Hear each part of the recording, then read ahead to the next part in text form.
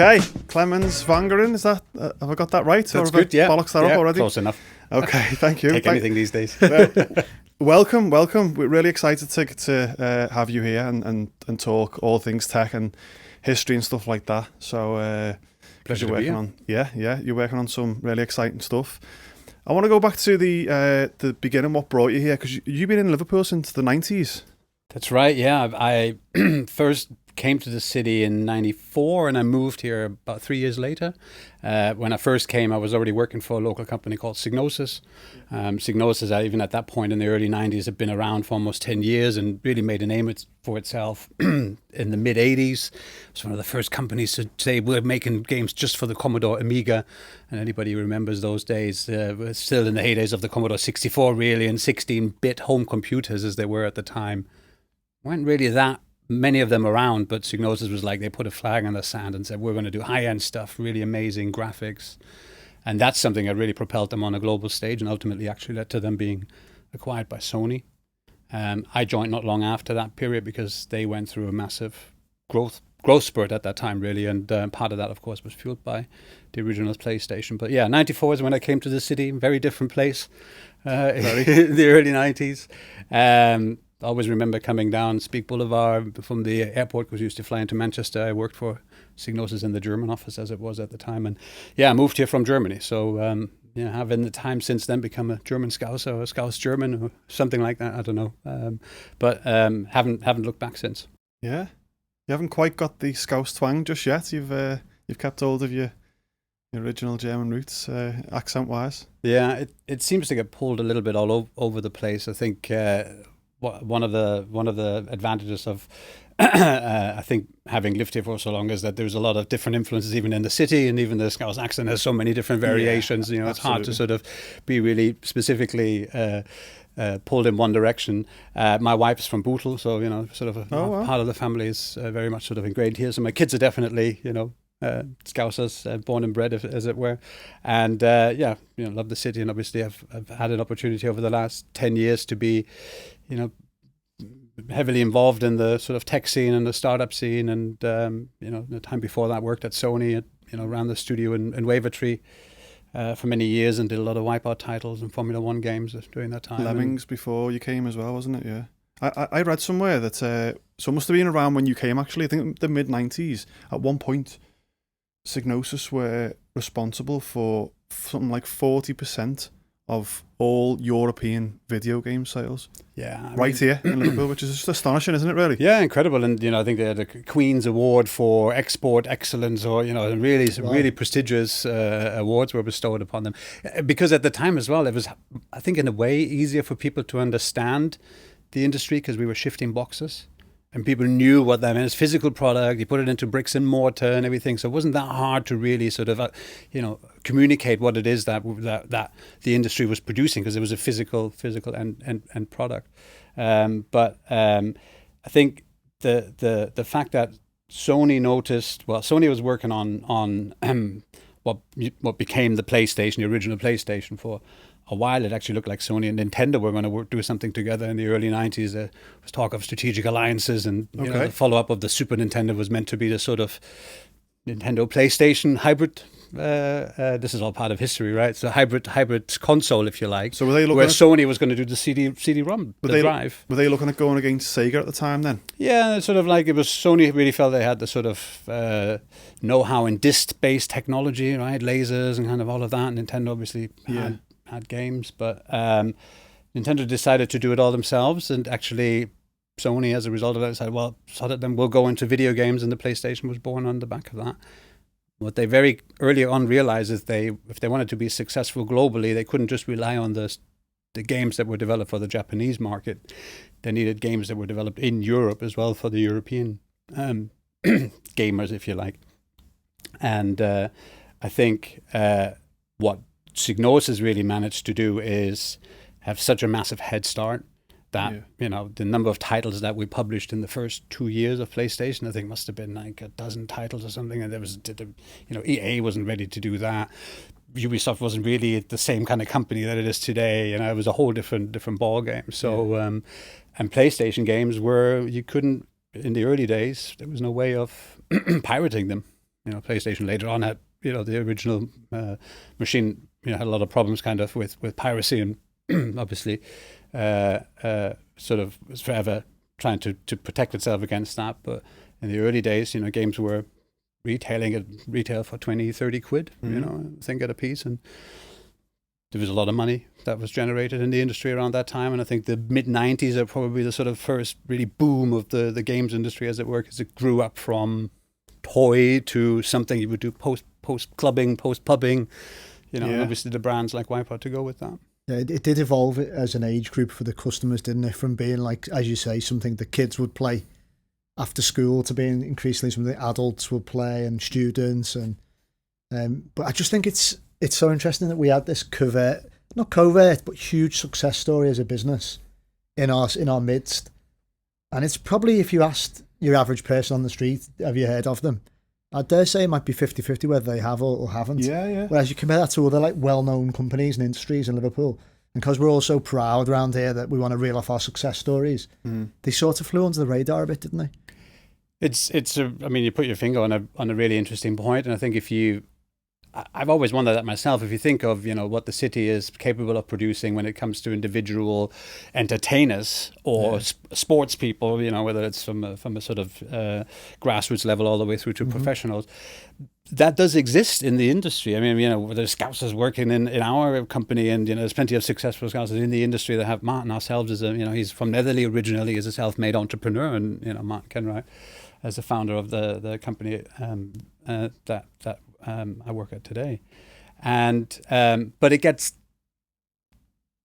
consumer product software is a team effort, right? And you only really have had it in the sort of era of the indie game developers, or where it's sort of an auteur, so really something personality driven. How it was back in the day, maybe with Peter Molyneux and Bullfrog, if you remember that. There's sort of like, there was an auteur, and he would, like, it was his next game, and Sid Mead, the Civilization, sort of. But that's really gone by the wayside. So unless it's really built around somebody who's sort of like an individual, it tends to get lost. And so what you're left with is the brands, the products that were created. Wipeout is that's a Scouse brand. It's like it was, I think, concept right over the water on the Wirral, and it was made, down by South Harrington Building in large parts, and later on finished in Wavertree. So it's crazy, isn't it? To play that so many times, I never knew. Yeah. And it would have been played from, like, Tokyo to New York to LA absolutely, well, that was one of those universal ones, wasn't it? Because the format of it, but yeah. So did you actually work on Wipeout itself? So I was working at Psygnosis, and then when we did the original PlayStation titles, I was still heavily involved in the marketing side of the business more. Wipeout wasn't one of the brands I was directly involved with. I was working on Formula One and Destruction Derby, was sort of on the racing side of things. But when I took on running the studio for Sony in 2002 in Wavertree, Wipeout and Formula One were the two sort of brands, the two IPs that were sort of had been originated there, if you like, and were being developed there. And Sony at that point had just secured an exclusive license for Formula One, and for 4 years they were basically committed to producing a game a year. And we got the gig to basically build the studio to sort of deliver on that, and we grew the studio. I think we tripled it in over 3 years. Oh, wow. And there was a lot of jobs created around that time. A lot of that was really sort of high-end 3D modeling and engineering and everything else. So a lot of that needed to be built from the ground up, and that sort of level of investment is very hard to get these days. Yeah. And when you look at unless you really focus on a certain type of sort of growth, the level of investment to really do the sort of groundbreaking things that those kind of studios were able to do in the 90s is just not around today. So got a lot of work to do to kind of get back to the level, because the publishers, as it was at the time, aren't necessarily chomping at the bit to jump back in and sort of rebuild these sort of big behemoths. But I always think when you look at what someone like Peter Jackson did in Wellington, and with the Weta Digital Workshop, where they're now creating world-beating effects, and that's Liverpool is the city region is more than capable of producing world-class companies. And, I think obviously we think of ourselves as one, but, there's plenty of others in the city as well. It was quite exciting what's going to happen on Edge Lane as well, isn't it, in terms of the studio space there that is obviously, hopefully soon going to be taken up. Yeah. Is that the old Littlewoods building? Yeah. Yeah. It's actually got a Wipeout memorial on the side, and I think a Motorstorm once. It's always like Martin and I was a little joke about. Is that what the murals are? Yeah, just yeah. there. I don't know who's put it there, but obviously it's going to get, I don't think, probably removed pretty soon. But yeah, it's just on Edge Lane when you drive past. Definitely see the. I know the one you mean. Wipeout That's Wipeout. Yeah, of course, that makes sense. I think sense. it's a Kyrex or a Pfizer ship. I'm not sure which one, but yeah, it's popular culture because it's seeped into.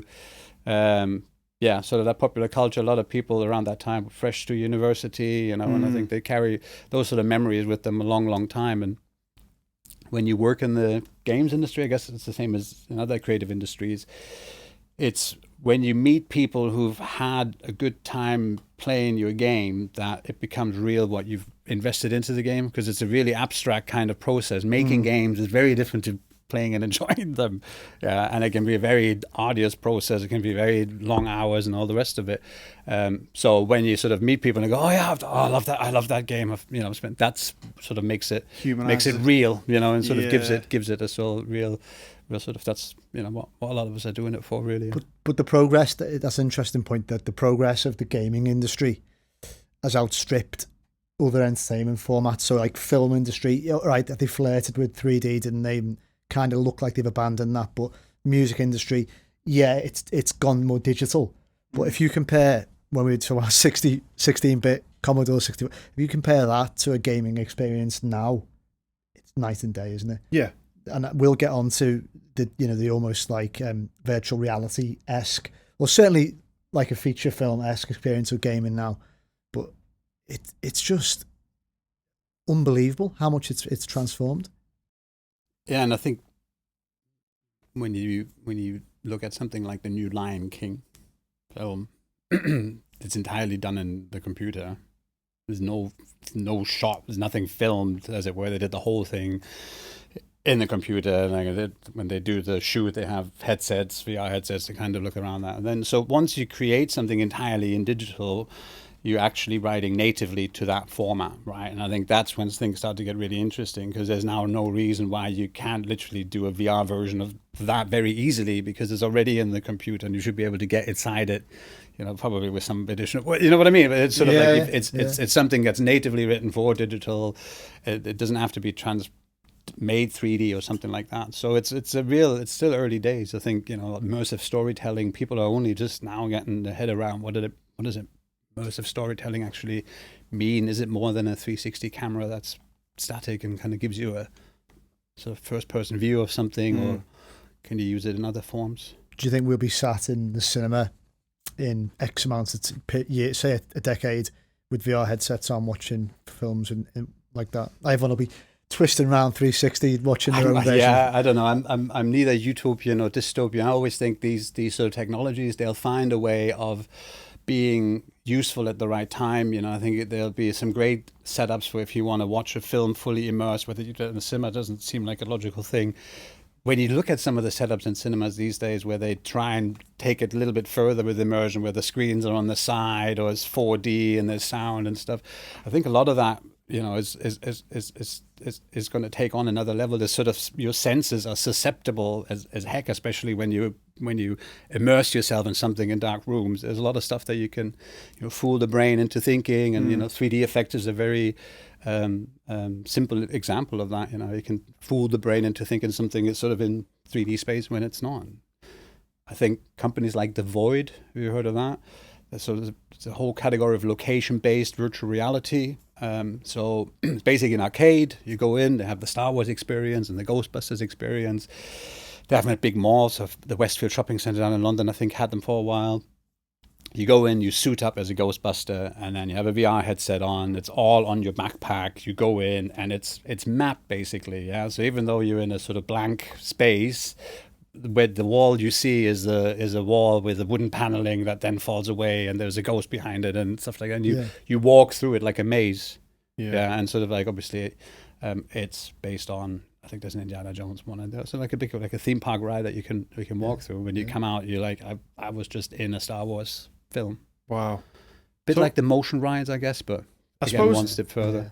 If the way you just put it, then it could sound a bit slightly preposterous that everybody sat there with a headset on in a theatre, but actually, if you go and see a 3D film, that's not far away from something that now, is it? Yeah. I see what Clemens means. It's like whether logistically it would make sense to all be sat in one, like a conventional cinema. You might be at home doing it through your Netflix VR headset, but there's a Darren Brown ride in Thorpe Park. I don't know whether they still have it, but you're on a carriage. Yeah, everybody wears VR headsets, and then the carriage gets transported in as a Victorian subway. And then there's because it's all synced to the motion around you. What you see is like an alien then ripping the roof of the thing, and they blow air in, so your senses kind of get the feeling of it. And because what you're seeing is in 3D, those things are really sort of on another level. And I think hard to do that for an hour and a half. Yeah. Those rides are 15 minutes for a reason, right? Because you come out of that and you're pretty jacked up in terms of the sort of adrenaline and all of that, because they're very, very powerful experiences. Yeah, and I suppose they're tapping into your emotions in a whole different way that we're just not used to. If you're watching a film, even with the best sort of surround sound in the world and the biggest TV in your front room in the world, it's still a screen over there. You're still separated from it, whereas that brings you just that little bit closer, doesn't it? I remember a few years ago when VR headsets were really becoming big, I kept hearing stories of people like freaking out who were like wearing them, and trying them because they just weren't used to dealing with that level of sort of interactivity, I think like any new technology, you just don't know until you've tried it, whether it's for you or not. Like I said, I think VR is one thing when it comes to immersive. I think augmented reality is a lot less daunting in that respect, because it's sort of like you can still see what's going on around you. If you hold up your phone, it sort of like works on the phone screen. It's a face filter on Snapchat. It's sort of like like it's familiar, and I think that's I think as a result a lot less. Daunting, I think is probably the right word, sort of like a lot less, because if in VR you really, it's you closed off from the real world blindfold in a way, and so that's fine if it's like you and your mates and stuff, but like we found, some people when you demonstrate the software publicly, they don't like the idea of that, because then they know there's people around them and they look vulnerable at them and they become self-conscious. So, it's a funny one. I think form factor will have a lot to play with, a big role to play in that, and when ultimately things become as slick as the wearable as a 3D set of 3D glasses in the cinema, then it's a lot less difficult to kind of see how that might be more widely adopted. But I always think these things will find their use case, and then they get really, really good at that. And I think entertainment is definitely a very good one for immersive generally, whether you're sort of fully immersed, or whether you sort of remap the area when that you're in. So the company you're involved in now, vTime, that is solely, it's virtual reality and it's AR as well, isn't it? That's right. Yeah. So do you have to wear a headset then to involve yourself in it? No, not at all. No, I think I guess the term immersive is used even in 2D screens. So games are immersive, and even if you play your PlayStation, I think everybody would agree when they play a first person game, that's a very immersive experience. So we've always said we create our software for immersive screens. The app, the vTime XR, that's available now, works just on a normal 2D screen on your iPhone or your Android. We found a lot of people use that, especially the ones that are really sort of deeply engaged with the software, because they like doing multiple other things. So a lot of especially younger generation like to do more than one thing at a time these days. So obviously, because we have the voice comms in it, it's an easier way for them to kind of do also something on another device maybe, or even have something on the telly. So it's a big part of it. Of course, VR is the sort of most immersive and best way that we always say to experience it. But the same app also lets you sort of cast let's think of it like a snow dome sort of on the table, and that could be the same level that you're in VR and you're in on the 2D screen, and I'm in AR, but we obviously could be in different parts of the world as well. So it's just a different user experience, and we're still the first company to have done that in an app that's available in the market. So again, sort of like one of those first things. Another Scouse first.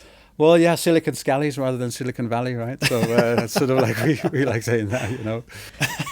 Before we got recording, then we were talking about the Irishman, where we just chatting very briefly about the new Scorsese film for Netflix, and you made an interesting point because Adam was saying how they've de-aged likes of Robert De Niro, and for starters, it's amazing how they can just do that, can't they? Yeah, and he looked, to me anyway, you could probably spot things that I certainly couldn't, but he looked similar to he looked in Goodfellas. Yeah. So I was in like early 90s. It looked really good, but I don't know, I suppose some of that CGI, like, it doesn't, I don't know whether it doesn't move as fluidly as what we're used to seeing. So it's just blatantly obvious that it's not real. Yeah. I suppose I'd have to see the film in full on a big screen before. Yeah. I think in the trailer I'm not sure whether I don't think the cuts are in succession, but there's definitely a shot of De Niro today who is driving a car, and you can see he's all old and grey. It's like sort of how you sort of recognize him from the more recent films. They clearly have him playing a sort of more stoic version of himself when he's the sort of young version, because then he has less facial movements, and I think that's intentional.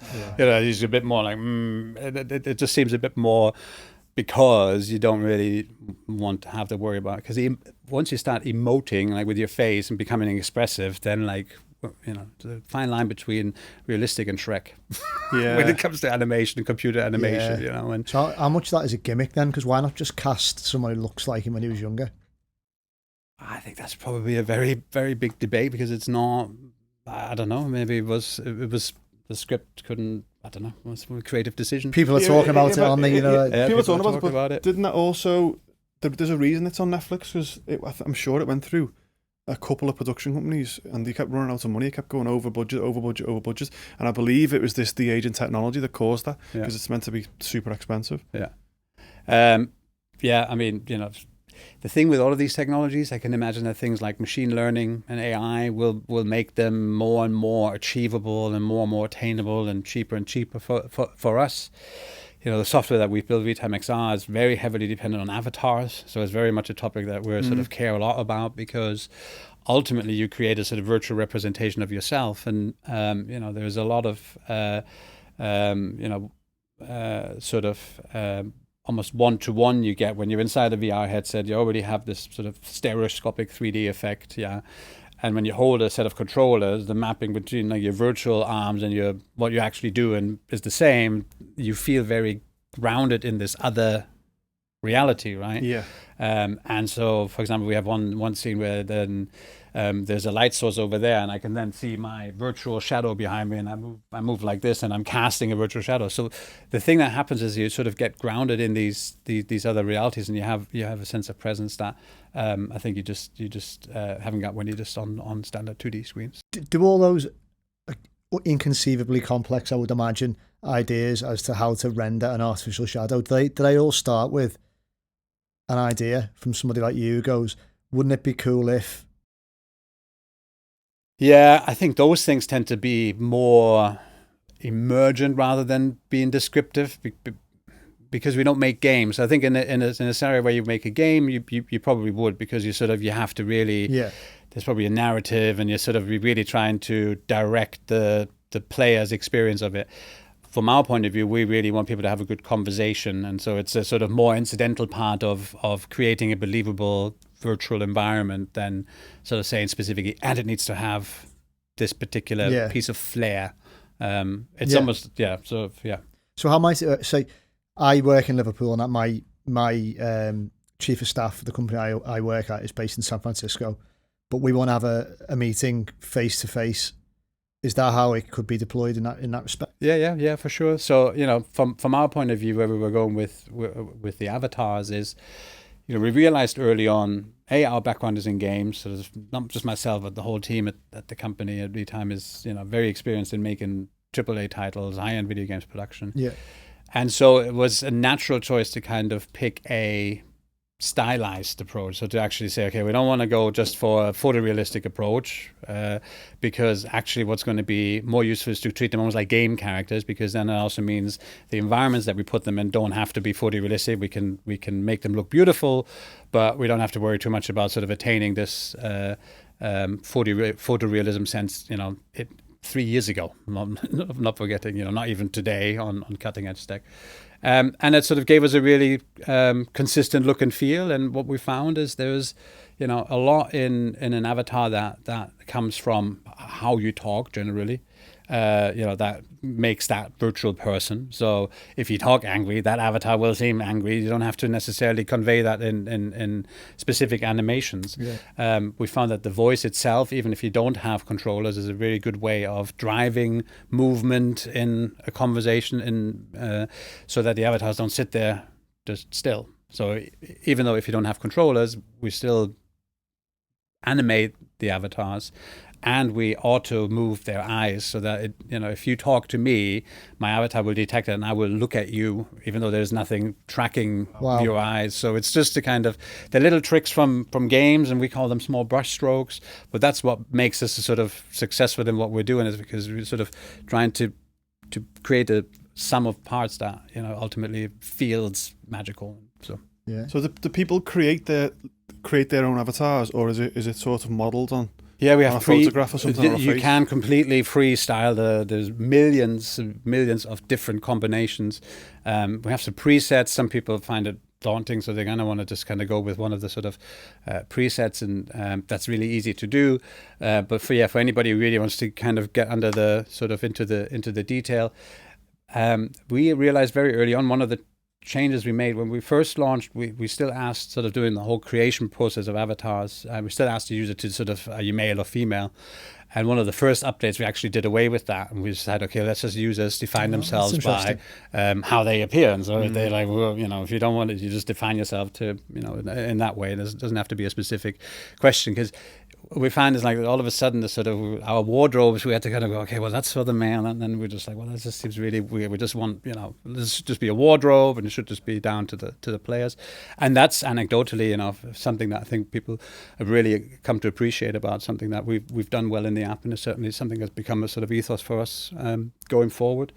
And something that I think is very important, that sort of, for people to feel they can really represent themselves in an avatar, and not just in a drop down kind of I am and then trying to find the closest match, like a Bitmoji type thing. It is. I think there's a lot of help that technology can do, but ultimately you still need to give people the sort of tools, if you like, to kind of go, okay, I just want to, no, I do want to look that little bit more like this or a little bit less like that. Not everybody wants to be photoreal. It'll be interesting, won't it, how people who do want or feel like they're of different, so let's say gender, or a different, would identify differently than they currently are. Perhaps people who are transitioning, how that sort of tech might be used for people to envisage what it's going to be like. Say if they are going to transition from female to male or male to female, that could be another potential use for. I know that's probably more relevant for the photorealistic, but nevertheless.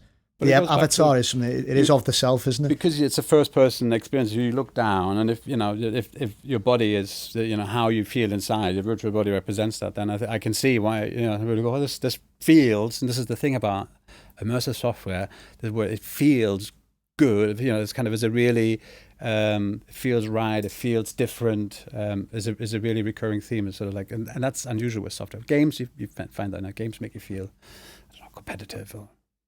So, what are you then? Because it's not a game. It's not really social media. No. What are you sticking yourself in a genre, or are you?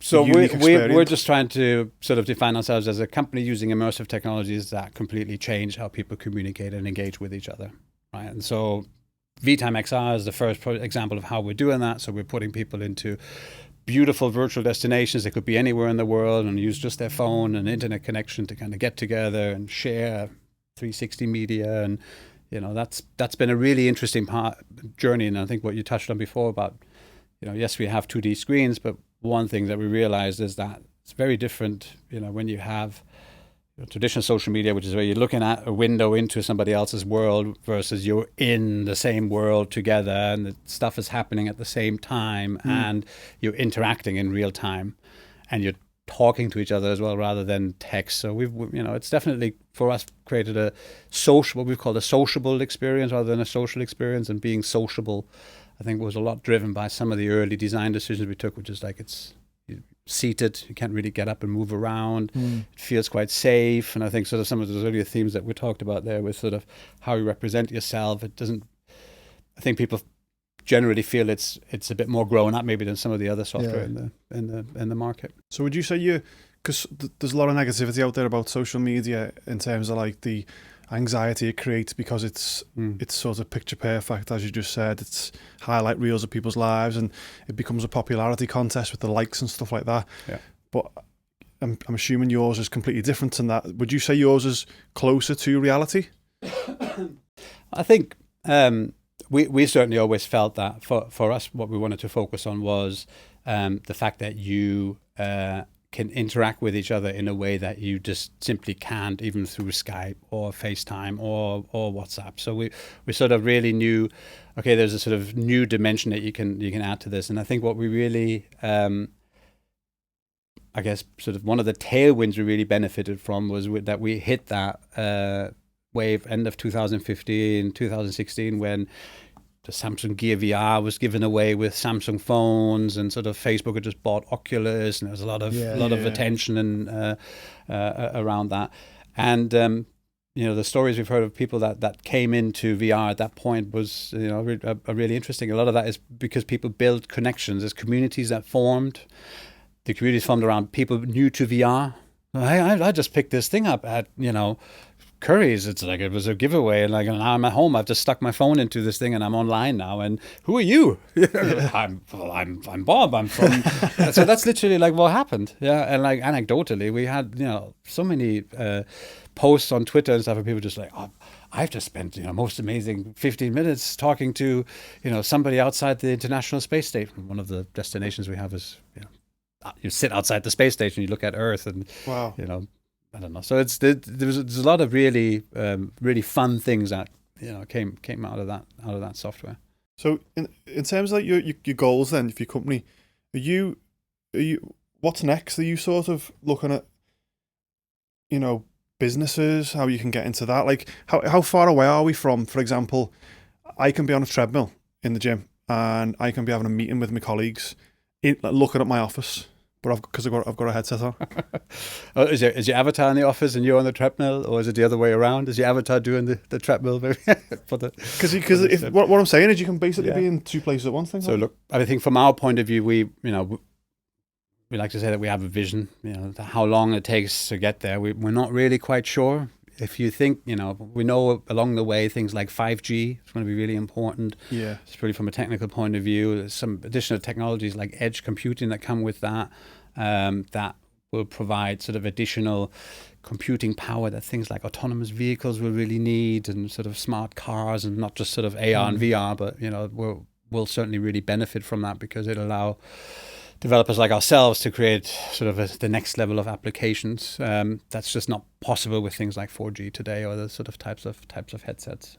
I mean, as well as obviously the commercial route of interaction and changing how that happens, I read an amazing piece in the Times magazine on Saturday about, it was dubbed the first cyborg, and it was about this academic who's got a terminal illness, a diagnosis similar to what Stephen Hawking had. Okay. And MD, I think. Yeah, but what's fascinating about the way he's looking at his illness and his condition is that he's saying, right, I realise that usually people have a life expectancy of, I'm paraphrasing, so forgive me, but I think it's about 10 years from diagnosis to being pretty much incapacitated, and then shortly after dying, because your body shuts down, right? So I think the last thing to go is your vocal cords. And your body gives up on your brain is basically what happens, yeah. Yeah, and this guy was saying, so what I'm going to do is, because his background is in robotics, he's saying that I'm going to augment myself to a degree that I can live much longer than I think. So one thing that he's having done is actually a procedure to remove his vocal cords at some point, and then he's going to communicate via AI, really. And machine learning. So before he has them taken out, it's going to be, it'll learn the way he speaks. So he's spending hours on hours every day speaking into this machine, and it's learning all the way he pronounces words, the different nuances how he speaks. And that is because obviously Hawkins in the end had to use the quite, I hesitate to say basic, because I'm sure it wasn't in any way, but it didn't sound very human, his voice did it. Sounds human at all, did it? Whereas this guy, he's hoping that through machine learning and AI it will do. and he's talking about virtual reality as well, when he'll be absolutely confined to a wheelchair with very little actual mobility. He's saying that him and his partner will be able to go hiking in California, go and visit the blossoms in Tokyo, and it's... Well, anecdotally, so the University of Melbourne actually used our software a few years ago, working with a group of quadriplegics doing musical and vocal therapy, because it was harder for the individuals, as they were part of that, to physically get to one location. So they were doing it from their home, for example, or a sort of local facility. And sort of, it was really interesting reading some of the feedback. They did some of the exercises in one of the destinations, which is sort of like a nighttime campfire site that we built. So it's like, it looks really nice. It's dark, you're under the stars, I think it's called, and sort of all very atmospheric. And one of the sort of participants said, I used to love going camping. I haven't been able to go camping since the accident. So no other details, I don't really know what accident, but obviously something that prevented them from. So now using VR and kind of having that feeling of, oh, I'm back, this feels like camping, and we're singing, BINGO, campfire, whatever, as part of the sort of breathing exercises and things like that. So I think it was incredibly powerful. And I think there's a what you're describing, it goes further than that, and I think there's some real ethical questions around that, because even though it's technically possible, when you have a conversation with an AI, that's not the person that you had a conversation with when they were alive. You're having a conversation with an AI. True. So that was raised in the piece. I have no doubt technology will become very convincing, but just like, when do you know it's really still the person? You can already have Barack Obama singing from Cassette Boy to whatever pop songs, and I think it's one of the questions in the future. How do we know it's really you? And well, it's like deepfake stuff, like deepfake porn, and where people are being accused of things. And some of it's pretty sophisticated, so people are generally like, you can envisage. I know it's a bit Blade Runner, but doing a Jack Nicholson impression, and they've done a deep fake on his face, and he turns into Jack Nicholson. No, really? Yeah. I think it's something from The Shining or something. It's sort of like and there's another one where basically it's a really subtle use of deep fake. Also like, oh, he's doing a really good impression of Jack Nicholson. He's starting to look like Jack Nicholson. It's like, oh no, he's Jack Nicholson. What the heck's going on here? Wow. Yeah, so look it up. It's on YouTube. There was one recently, quite a spooky one. If you've not seen it, you have to look it up. And it was Joe Rogan, and he's basically talking some absolute shit about a monkey football team or something like that. But what it is, because someone like Joe Rogan puts out that much content, he's pretty much saying everything. Right. So there's pretty much infinite, numbers of words and connotations and stuff like that, and accents and levels of anger and emotion. Politicians would be the same. Yeah, exactly. Yeah, who are speaking in PMQs every day, for example. You need what's often referred to as a data lake. Yeah. So to basically reference all of that stuff, to create AI-based stuff, you need a lot of reference material. And so, like, for most people in the average street, there's not enough photos, even if you're prolific on Facebook and stuff. I don't think you can reach quite the levels of a celebrity or a politician or a public figure. So they're always going to be more susceptible on that basis, I think, to sort of have themselves represented digitally in a way that they actually haven't in the real world. Before we start, real fake news. Yeah, actual fake news via Facebook. Now, before we started again, I know you said that you're a dad. And without this, you must get asked this by Luddites like me all the time who haven't got a foot in your world. How much are you optimistic for the future your children are going to grow into in terms of tech, and how much are you terrified and scared witless about as well? Yeah, it's an interesting question. There's certainly one. I think fairly young kids. So my kids are just sort of starting with school. Okay. And they have access to games and laptops, computer, but it's consistently in the sort of when we have our end of term reports, the one area where they're underdeveloped is IT, because we put a lot of emphasis on reading and physical activity and going out and everything else. So, the computer overcompensate. the computer stuff will come when they're, 6, 7, 8, when she's already asked about a phone, it's kind of like, we know it's coming. At the moment, we're really, I think, more in the sort of like, well, if we can keep them as kind of kids and, for as long as we can, then let's do that. But yeah, they love. My little boy loves PlayStation. He loves motorbikes. Everything is sort of. It doesn't really have a name. Everything's like cars or motorbikes. It's sort of like the sort of thing that he goes by. And yeah, so sounds like a nice balance. The augmented reality is really interesting because, yeah, like everything, there's been spikes, hasn't there, in technology where, like when Avatar came out. And then there was a couple of other 3D things, and they were heavily promoted as the fact that they were 3D. I'm talking, when was that out? 6, 7 years ago? Something like that? If not longer, And the same happened with AR, with Pokemon Go. It was everywhere, wasn't it? You'd walk around town and people were... It was a phenomenon, wasn't it? Globally. Yeah, but then there's been nothing since. Yeah, and I guess the sort of purists would say that really wasn't AR, or not AR in the way that you could do it maybe today, or AR that you would be able to do it in the future. And obviously, it was using AR as a sort of point of differentiating. But most of the map you were playing, most of the time you're looking at a map. Yeah, when you're playing the game, you're not really in AR. You're not sort of augmenting the world around you. What's happened since then is that both Apple and Google have released AR Kit and AR Core, which is sort of like their augmented reality technologies that are actually in the phones now. So even Pokemon Go wasn't using that; they were using this sort of own version. And what the difference being now, when you have these big tech companies investing into the sort of core technology as it exists on the phones themselves, it just makes a lot of things easier for application developers like ourselves to come up with great ideas and then being able to execute against them. But I think we're only on the Pokemon Go. Minecraft has just come out as an AR title. Harry Potter has come out. I think we're still in very early days of what's really. It's gone back to that sort of like native AR hasn't really come about yet. And obviously, we like to think that at some point we'll play a role in that. So what we talked before about, like, I gave an example of being on a treadmill and but then also being in the office. In terms of AR, then how do you think it could impact and improve people's everyday lives, where they're in the house, they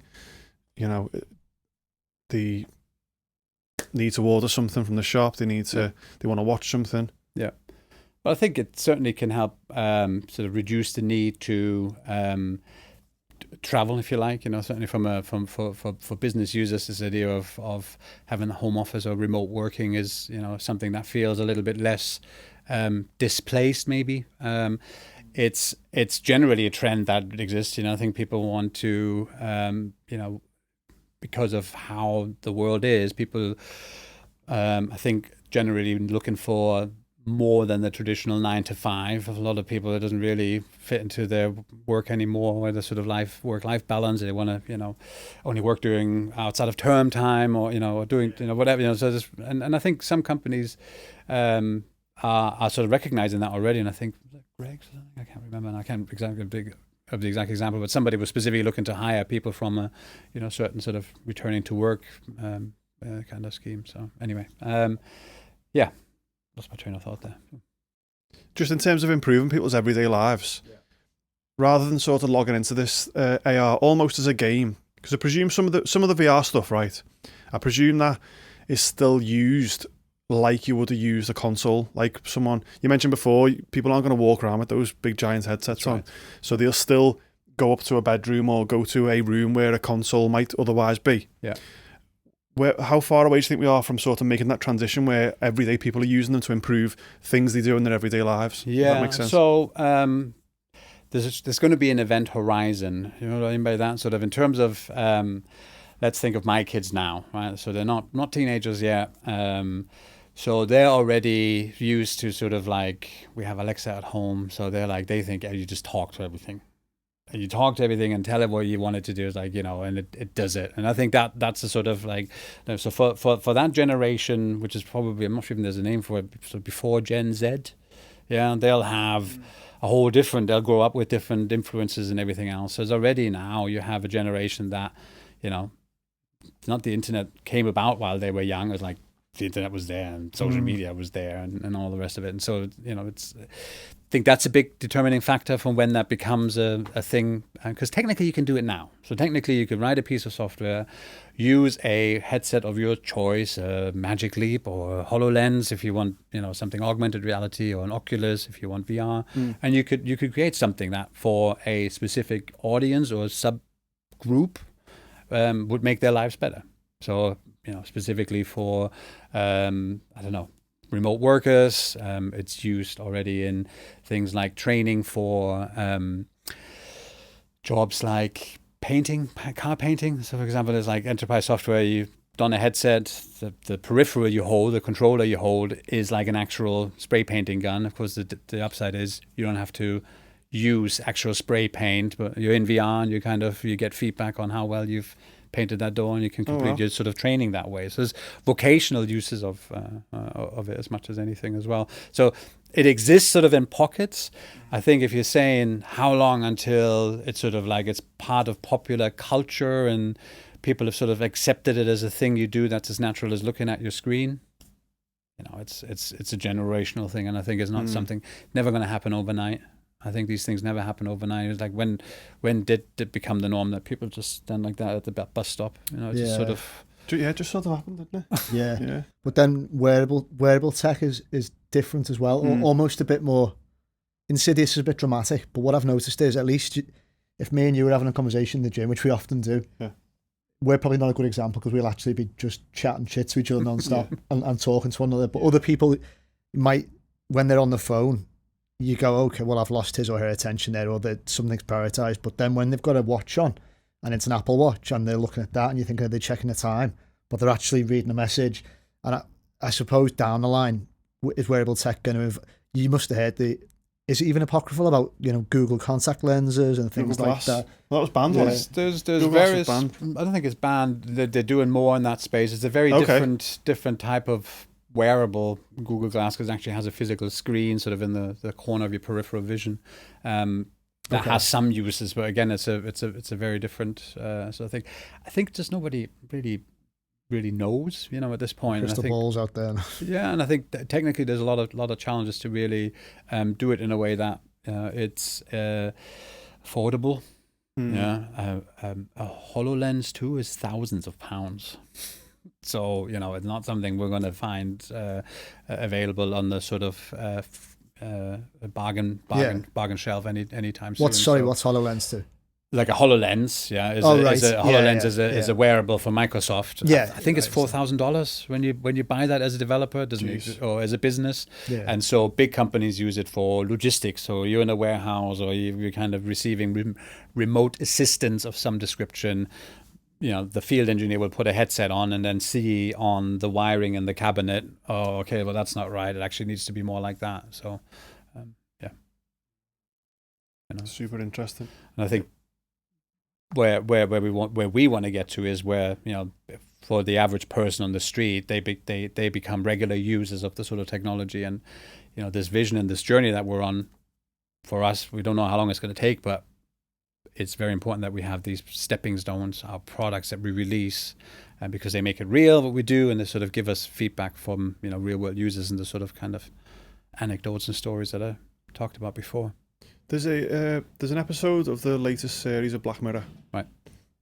You haven't seen it, have you? I haven't, no. Is that a deliberate thing? Why you haven't watched that? We were talking before about just the sheer amount of content that's available now. And I have young kids. I love playing on the PlayStation as well. So, none of that is sort of stuff that only takes 10, 15 minutes. Honestly, I would recommend watching this latest one. I think there's only 3 episodes, but one of them is called Striking Vipers, is it? Yeah. So, and it's a bit like the film Avatar, where, people put this, it's a headset, obviously, an avatar. No, it's a machine in an avatar, isn't it? It's a machine they get into. They get into it physically into a machine. This is like a chip they put, there's always a chip in every Black Mirror episode, isn't there? But basically, it's real people who play in this virtual world. And they end up preferring the virtual world to the real world.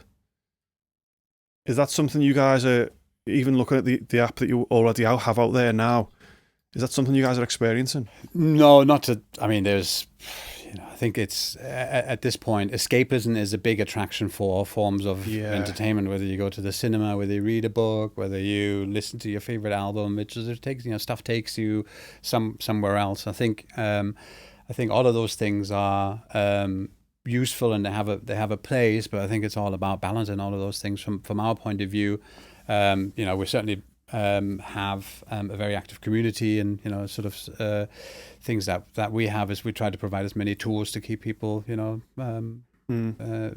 feel like they're in control of using the software in a way that is useful to them.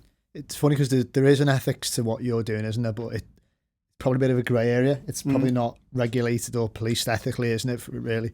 Well, I think it's like for us, it's about people. Well, in our app, people talk and they show each other images or pictures or movies and things like that. So watch a film together. So it's fairly benign in the sense of like the level of Sorry, I don't mean when I say you, I mean the industry per se. I don't specifically mean yeah. But there is ongoing conversations in games generally about monetization and what's I guess ethical, or where the way to monetize apps is quite varied. Have you yet, or will you be at some point in the virtual world in vTime? Are people looking around and seeing cans of Pepsi and stuff like that, and other product placement? So look, I mean, we've got to make money somehow. Yeah. We don't know how yet. That's the honest answer. And I think what you're describing is no different to season 3 of Stranger Things. Where everything is just embedded into the experience, and it's nostalgic because it's the 80s, but it's still Coca-Cola. It's still brands that you recognize. And I think what's amazing is, of course, that some of those brands have prevailed and are still around and are sort of still relevant today. I don't think there's anything wrong with having that. I think it's up to individuals to decide which brands are a good fit for them. We've certainly invested a lot of time and effort and money into our own brand, so we're quite selective in who we think might be a good fit for us to explore something like that.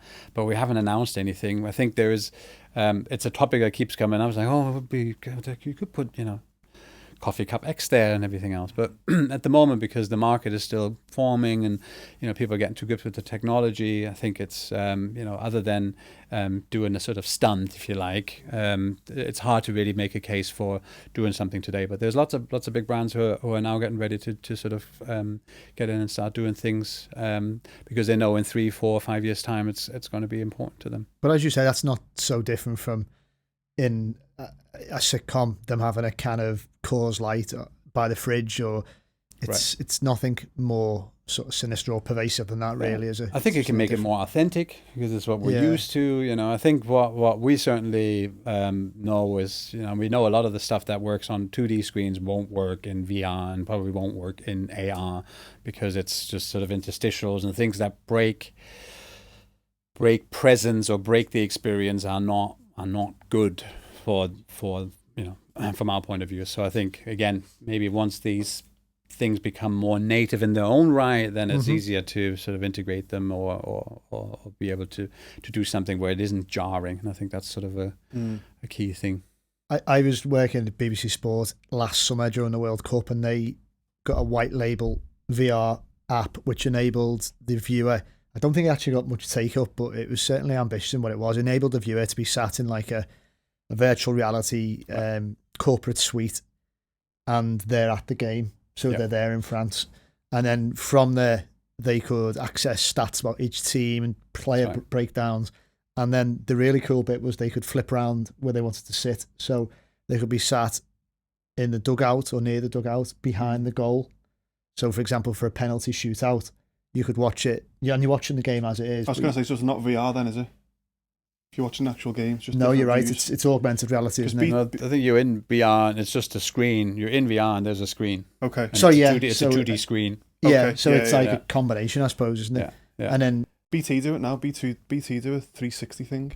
Yeah. And they must just have cameras positioned at various points of the ground. I think that's and you can sit by a corner flag. Yeah. But as you look around, it moves. Yeah. You can do it on your phone now. And as you move.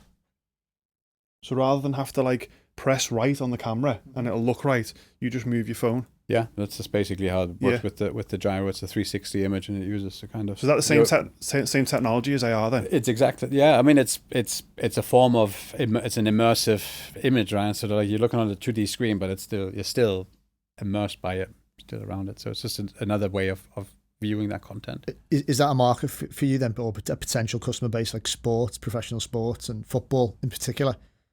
Yeah, I think there is a lot of potential for what we've already developed in connecting fans, let's just say, right? Whether that's music fans or whether that's sports fans, and because we have ways of giving providing content, so already we have 360 still images and things like that, so some of the new features that we can may allow us to sort of expand on that, but I think the reality is most people hardly get a chance to see their favorite band live or come to a football match, for their favorite team.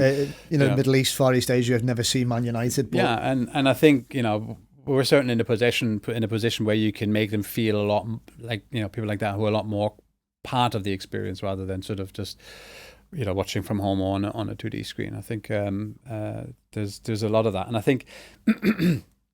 I think for us the important thing with sports is really understanding, for which type of fan are we? Is it right? Because for some fans, this is like being a fan is about going to the match, going to all the away games, going to do this, that, and the other, and it's like you would never could probably hardly do anything in VR for them to change that because it's like that's not what for them what it's about. So and I think that's all early days, kind of getting our head around that and finding the right partners to work with in that space. There's definitely but there are more types of fans in grounds now. Like we've spoken about people who you wouldn't associate with Goodison regulars, but you'll see them and they'll have like their iPad filming bits of the game, and you're like, it's that frustration about you're actually here. Yeah, you're actually experiencing it live. Yeah, and that's where it's completely subjective, as Clemens just said. Like, because going the game to you and I might be different to going the game for somebody else. Because you might get the smell. You like going for a pint before it, and those things, I guess, no matter how good the technology gets, you're not really going to be able to fully replicate. But you might be able to get it where, for example, us three are sat watching the Champions League final, even though it's in Azerbaijan or whatever it's going to be. Doesn't sound too improbable, does it? Exactly.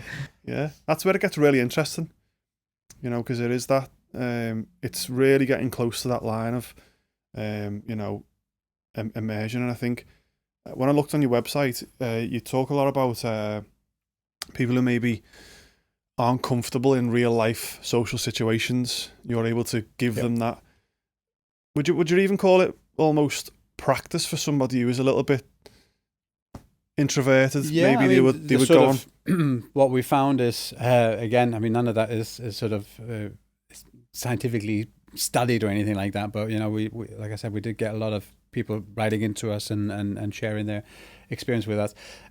Social anxiety, it either really helped people with it or it made it go into overdrive. So some people like went online and then they're like, oh my God, I'm in a virtual room and there's other people and I've never met them before. This is literally the worst experience of my life. Or they kind of felt like, oh, okay, so this is like, I would normally not do this, but I feel like this is like, people are friendly and I feel like, I feel at ease and I actually find this a very different type of experience to how I would find it in the real world. The thing is, because we haven't developed the software for specific use cases, it's hard to then kind of have that consistently as an experience because it's sort of, is like I said, an anecdotal thing. But Facebook did a big study. They used actually vTime as the software to do that. And they did find that people were much more likely to open up to new people that they met in virtual reality, So I think there is a lot of potential for things like live coaching and public speaking. Those are all sort of things that where being blindfolded is almost a little bit like a comfort, like a security blanket. Maybe don't feel as sort of putting yourself out there and stuff. But I think they're very, very interesting parts. They talk about like an epidemic of loneliness, don't they? Particularly in as we're getting old, our society's aging more and people are living longer. So it'd be nice to think down the line there would be that to remove that. Because you spoke about isolation in work, home workers. Yeah. But it'd be nice to think it could be widened out to people who live alone or bedridden, Yeah, stuff. there's all sorts of reasons why you might not be able to leave the house. If you have, if you're a single parent and you have young children, you haven't got a babysitter, there's lots of practical reasons why technology like this will become, I think, more and more on people's radar. And I think back to your point before in the question about how long will it take, it's like it's one of these sort of use cases is going to prove itself really, really useful, and then people are going to go, oh yeah, people are using it for that, and then probably somebody else will come up with another use case for it, and before you know it, it'll be the thing that people do. I'm going to put you on the spot here, so feel free to say you just can't think. But what's the most out there and sort of mad use that you've heard within the industry of that sort of technology that could come to pass, and it could take 10, 15, 20, 30 years? I don't know. I think there's a lot of, people are trying to get more and more of the senses into the experience. So if you think of smell, right? So then you're thinking, okay, well, is that a good thing? Is that possible though?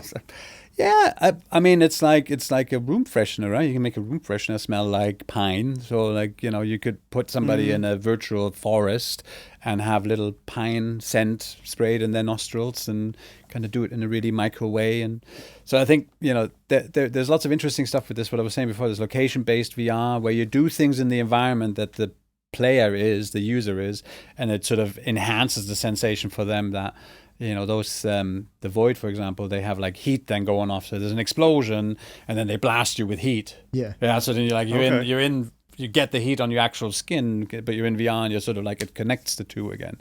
So I think all of that is incredibly powerful. And taking it out of the theme park, if you like, and into someone's living room down the line might be a way it could evolve. I think there is a point in the future where some people will have the holodeck at home. Yeah. So I think Star Trek coming soon. Exactly. Yeah, and you have computer. Give me a. It's the kind of danger room from X-Men. This sort of popular culture has lots of different names for that. Neo learned how to do kung fu in the Matrix, right? It was sort of like that's kind of where we're heading with some of the experiences that we're creating. And I think if you can think of it, in most cases people end up finding a way of actually achieving that. And we've seen that in engineering, and we've seen that in software. Yeah, because it's like you mentioned Alexa before, and I've got one. I don't know if you've got one. Got one in the office, and it always interests me about how much it is listening. So like, and then serving you, it doesn't serve you ads per se, but down the line, or does it? Does it just? I think it's just collecting now, isn't it? It's collecting a data because lake. They say that it doesn't always listen. It only listens for Alexa. Yeah. Is that? Well, I don't know. Did you both have one? So you obviously must have made a decision that even if they're listening, you're okay with that. That's for me. I think people close their eyes and just. Have you got one in the office?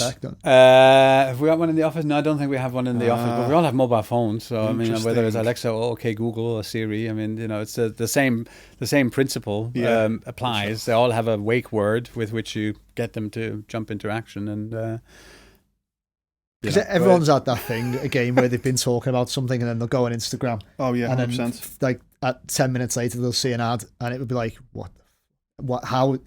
Yeah, we're going to see ads for the Times, Black Mirror, vTime in a minute. Definitely Coca-Cola. It's all going to be light.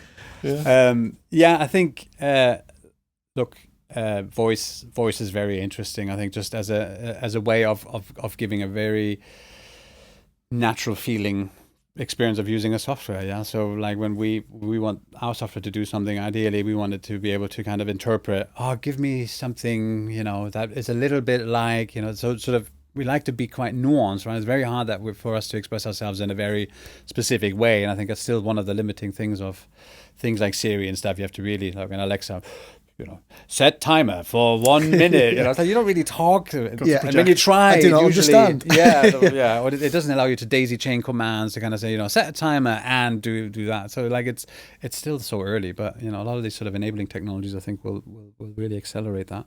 It could even be along the lines of how it affects. Without trying to be like an armchair Charlie Brooker, I know he's touched on themes like this in Black Mirror, your favourite series, but about death. It will be after this. Yeah. No, I think you'd like certainly certain episodes, but death. So someone who's passed away, whereas now we could maybe, if we're fortunate enough, listen to a voicemail from them on their answer phone or watch video camera footage of them, and all of a sudden they're there again in 2D. Maybe down the line 30, 40, 50 years time, you'll be able to have a much more immersive experience of being with that person after they've gone? I think there will be, things like photogrammetry. What's that? Photogrammetry is a way of capturing, I guess, scenes, 3D scenes, right? So we could, in the same way that today you can just have a 360 photograph, so you have a 360 camera, you hold it in the middle of the room, click, click, and then that's sort of like taking a picture of the room. The difference of a photogrammetry version of that would be that I can put that into the computer and then I can get up and I can walk around and I can actually, it's a 3D scene, not just a sort of 360 sphere, which is what the 360 photograph would do. So then, if you think of that being maybe, have you ever used the live function on your phone, on your iPhone, when you take a picture? So it captures basically a little movie and shows you the Oh, sorry, frame, yes. Yeah, I have. Yeah, it shows on your face. Yeah, and you can actually use it as a wallpaper. Yeah, so I so have you've got a still image that all of a sudden... Yeah, and I have it as a wallpaper on my phone, and it's my two kids, and when I hold it, it animates it kind of, it brings it to life. So think of a photogrammetry version of this. There's a little loop on it, and you can transport yourself to a moment in time that you've experienced. I don't know, the christening of your kids, or some other sort of important, your wedding day, and your wedding day, or whatever it is. But it'll feel, because you'll be able to immerse yourself in a way. It'll feel, just much more real again, I think. And we don't know how that's going to be useful in things like people who might develop dementia later on in life and things like that. Yeah. Right? So I think that's another one. Anyway. So. We've really asked you to whip out your crystal ball here, haven't we? And be, it's okay. You've been very gracious in your seeing for us. Very grateful. How much do you guys, because you're very much trying to make it a positive immersive experience and avoid what the traditional social media platforms that we're used to working with now and interacting with now. You're trying to avoid the negatives. So how much do you look into how the brain operates in terms of how it responds to different experiences, and then use that to map some of the features and stuff? No, I think there isn't really a huge amount of sort of research, I think, that is conclusive in that space. So from sort of the experiences that we have, a lot of it is just to kind of see what the user experience is like once you create it. And I think in VR, what we found, there was a lot of things that we realized very early on, that movement was very difficult to do without making the player or the user feel like travel sick.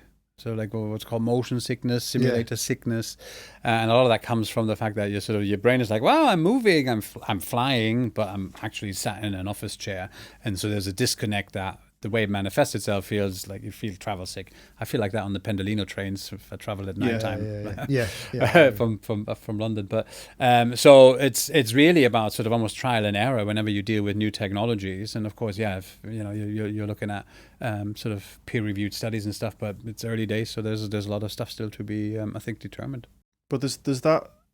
I've read a lot about. There was a guy, I can't remember his name now, but there was a guy who worked for Facebook, and he come out and said he talked about how almost like a slot machine, these app developers or these social media developers on Twitter and Facebook are tapping into the sort of habitual serotonin type release thing, right? And they're trying to get people to go back on. That's why there's likes, and that's why there's notifications, and grabbing your attention. It was the guy who, it was the former Facebook employee. It wasn't Zuckerberg, but someone who said like he regrets the way they doubled down the dopamine hits from likes. Yeah. I think he regretted creating a like button effectively, didn't he? I'm sure his bank account doesn't regret. I'm sure his 6 homes. Look,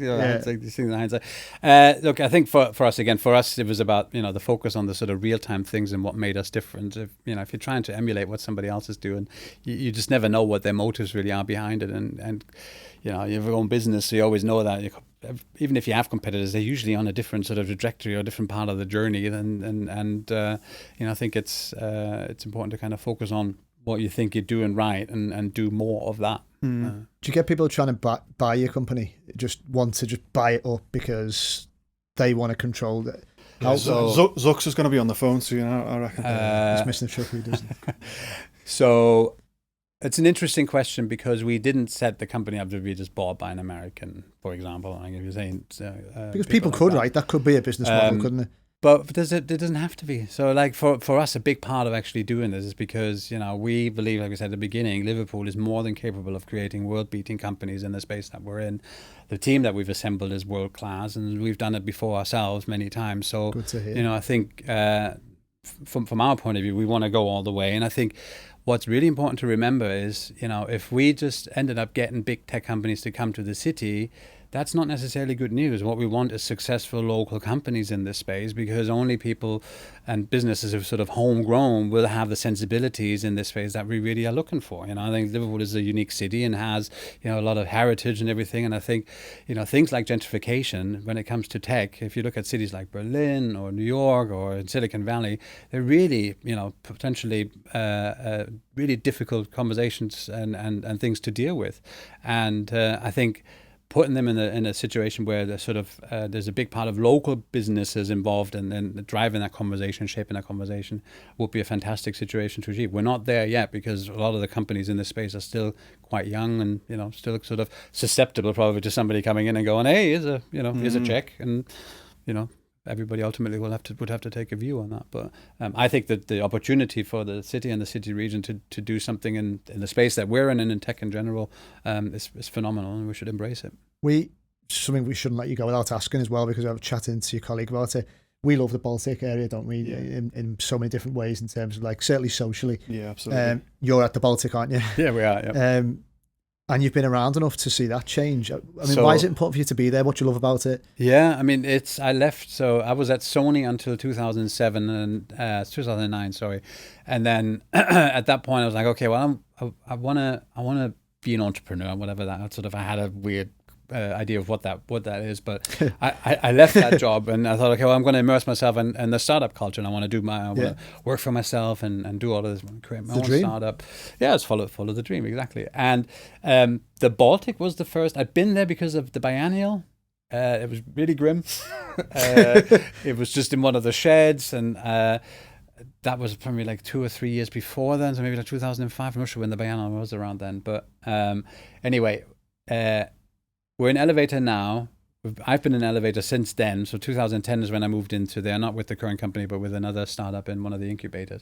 We didn't even have an elevator at that point. There was no lift. Rickety set of stairs that we're taking the sort of really old emergency exits. And I mean, what a transformation, I think I've been lucky enough to also be a voluntary member of the board on Baltic Creative.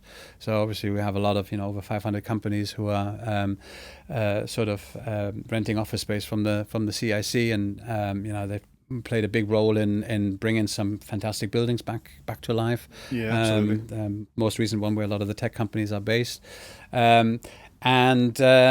What's been phenomenal is just to kind of see that the sort of nightlife side of things has almost developed at the same time.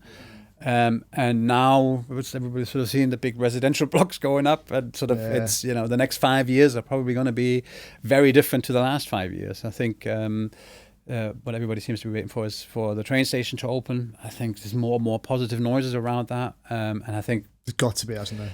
I think once that happens, it'll really sort of make that part of town feel like town. Yeah, there might still be that stretch between Liverpool 1 and where the church is. There's a bit of a stretch that feels a bit empty at the moment, but those spaces will soon be filled though with you can see this. I don't know what places doing. They'll be getting smashed avocado and pseudo cafes. And They'll be getting bought up soon. I just hope the invented cocktails. We're in L8, so our office address is still L8. So that's the thing we're actually quite proud of in a way that Jamaica Street is Liverpool 1. But I think again that's a part that you need to sort of so either side of Jamaica Street, but I think the role that startups have to play is help populate areas that can benefit from regeneration, and the Baltic is no doubt an area that has benefited massively from grassroots. That's the important thing, largely grassroots driven regeneration. Does that remind you of Berlin? Does that remind you of Berlin in any way? Does that? Sorry, does that remind you of Berlin in any way, or is in the sense that East Berlin had a lot of disused properties and stuff, and I think a lot of some of the sort of places in the Baltic maybe have taken some inspiration from Berlin. I think it certainly has a similar vibe when you go to some of the venues. It's sort of I've thought so, yeah. ready-made, Yeah, and I think 10 Streets in the area around here is in a similar kind of vein. Probably a bit behind in terms of the sort of what's happened around it, but you already know the projects that are sort of in the works around here, and you kind of project that forward another 10 years, and again, similar kind of picture could emerge. So what's the offices of vTime like then? Have you got beanbags and fireman's poles and stuff like that? Is that what your office is like? That's what you hear of these things about Google and that, don't you? Yeah, we're not quite on that level. We do. We're under the eave, so we do have a nice office in the sense that it has a lot of character to it, and I think. That's one thing if you're a creative business, because that's what we ultimately still are. That's really important for attracting and keeping people, because you could be in the swankiest and newest facilities, but if it also means you could be anywhere, it could be in a business park somewhere, outside the city center or anything, then you're sort of losing a bit of that identity that you can have from being, somewhere where, you step outside and it's, as vibrant as it is where we are, and it's sort of central where a lot of people that work at our place walk to work, and I think, again, like one of the benefits of having a city center location. And have you got people in the office then, pretty much trying these products out, walking around with headsets and having lots of fun? Yeah, we do everything. So we do everything on site, meaning we do all of our programming, all of our art, all of our product design. Most of our sort of testing, we use some external companies to do with the testing when it involves larger numbers of users. All of our customer service, all of our community management, all of that is done from our business in the Baltic. And we're working right now on plans for finding ways of creating opportunities for people that are in higher education, maybe not people who are sort of finishing uni, but certainly in that sort of undergraduate level, looking for. Remember, we were at Sony. We had a really successful time with having people with us for a year as part of a sort of sandwich year, if you like, and that's the sort of kind of thing that we're really interested in doing as our part to kind of provide opportunities. We're still pre-revenue, so we're in a position where we need to be careful with how we're investing our money, but we think that's a great way where you get a sense of young people who are sort of not quite sure yet of their careers, but are able to sort of come in and get some meaningful experience. So it's gonna to that. I had a conversation with one of the girls in our office today. She was saying that they went somewhere on the weekend, and she's got a little boy who's 8, and they brought his friend or his cousin or something with him, who's also like 8 or 9, and they were just talking about YouTube and how many likes you've got and algorithms and stuff like this. This is an 8-year-old. Yeah. So I said to her, like, what's he going to be like in 20 years in terms of what he knows? Yeah. They're still relatively new to us, aren't they? Really, we're still learning, but because kids are like sponges, they pick things up so quickly. That's the thing, isn't it? It used to be like, I want to be a footballer, now you want to be a YouTuber. My mate's little boy, we used to run around when he was 5 going like and subscribe, because he was watching these unboxing channels that making someone somewhere a lot of money, but it's YouTube's but I mean, who are we to judge what's good and entertaining? I think that's the thing with always like it's very easy to be a gatekeeper, but ultimately people decide for themselves even when they're young, like what is it that they're really into. The thing that I think is the challenge with that is how do you then convey to young people what goes into producing something like that? What actually, and it's the same with games. How does somebody create this thing that you're having fun with or that you're enjoying? Like, what does it mean to edit something, and like having a camera and like all the sort of like, what sort of things do they use to create these fancy graphics on the thing? But I think that's I don't know where that comes from. I think schools obviously have maybe an opportunity there to sort of pick up on that. And certainly know the studio school that we have a lot of dealings with obviously built a lot of their sort of offering on kids who are interested in wanting to explore technologies more than just for playing games. Well, we certainly look forward to what your company vTime can offer in the future. Great. And look forward to having you back on. So thank you very much for coming. Excellent. It's been a pleasure. Thanks. Been super interesting. And we'll see you soon. Okay.